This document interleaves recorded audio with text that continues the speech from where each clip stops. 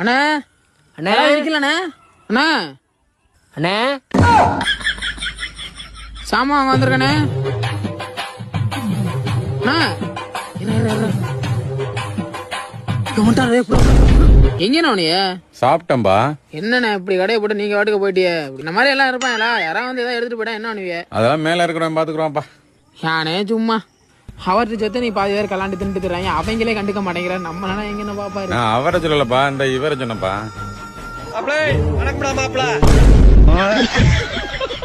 அண்ணே இந்த இதுல ரெண்டுண்ணே, அது ஒரு 10, இது வந்தா இதுல 1, 50, 60, மொத்தம் 320 ரூபாப்பா. சென்ட் ஆயிடுச்சுண்ணா.